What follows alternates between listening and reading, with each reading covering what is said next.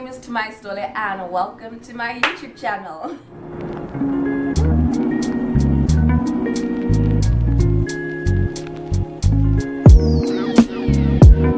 Maybe you are trying to get up for the 50th time after feeling like you've let God down.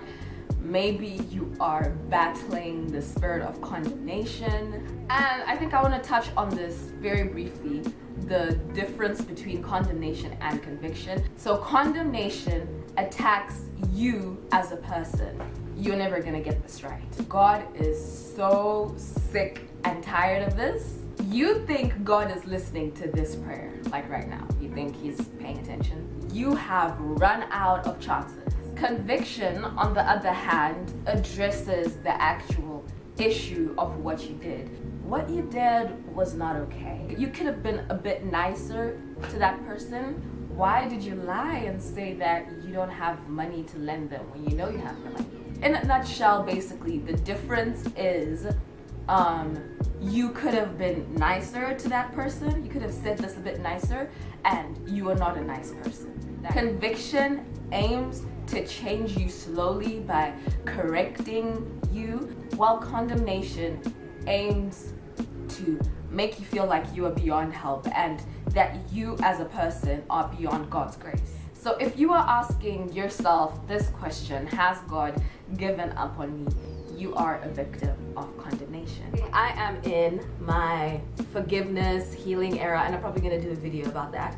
But when I was reading my plan on forgiveness, a portion of scripture that they referred to that I feel like is very, very popular, especially when people are like putting it on their wedding invitations. 1 Corinthians 13 verses 4 to 7, but I want to emphasize especially on the 7th verse.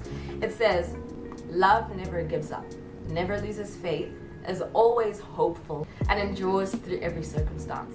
And we know from scripture that God is love, that God is the embodiment of love. So if he is the embodiment of love, and as you read the scriptures, you should be able to see that he does all of these things. He represents all of these things. He never gives up. He never loses faith. And you need to understand that though you are dealing with this, that you're falling and you're feeling a heavy burden, you're feeling like you're never gonna get this right, you just feel heavy all the time. You need to understand that though you are falling, though you are stumbling, and though you may even feel tired of yourself, that God is not going to give up on you, that he sees that you're struggling and he sees that you are trying hard. Don't think that God is just waiting for the end result, that he does not pay attention to your efforts, that he doesn't pay attention to how hard you're working, that he isn't paying attention to how you're praying. You need to remember that God is paying attention to every single detail, and he is proud of you. He is proud that you are trying hard. He is proud that you are closer to getting it right than you were yesterday. And he is proud of the fact that you haven't given up on yourself. So this idea of saying that God has given up on me, or God is tired of me, he's tired of seeing me fail, that is clearly a lie from the enemy. That he wants us to give up, so that we end up in a state of where we just don't want to try anymore, because we know that we've been failing. And this is something that happened to me as well. Okay, after trying so hard, like I said in my first video, if you haven't watched my first video, please go and watch it. What I said in my first video, when I was going through this time of where I'd be super excited about following God, and then I would fall even harder.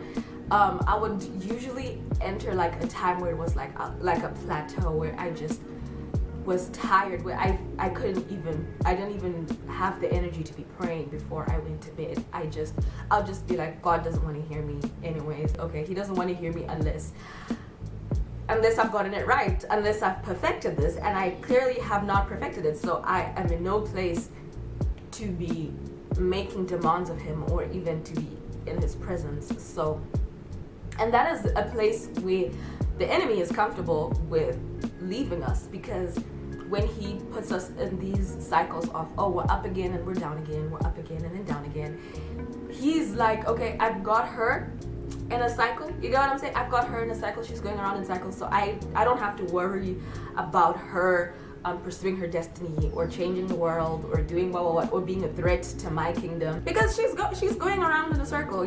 She's going around in a circle. So let me focus on someone else who's more threatening. Let me focus on someone else. You know, it is very hard for me to have gone through this thing of condemnation. It was very hard. It was a very difficult week for me last week. I was just like crying.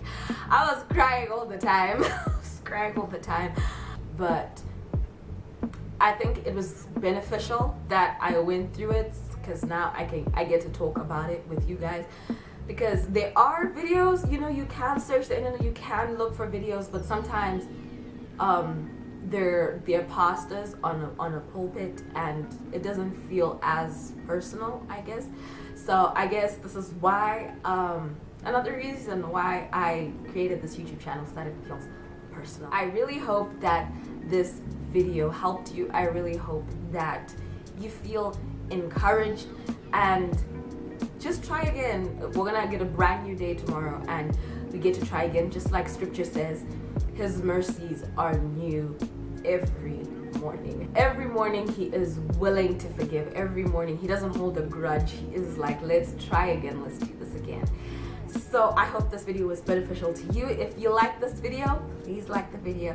And if you like my content, or you have a feeling you're gonna like my content, please subscribe to my channel. I am going to be posting every week on a Saturday at 6 p.m. Central African time. So if you would want to make my videos a part of some of the time that you spend with God, please just know that those are the times that I'm going to be posting new videos. That being said, I will see you next time.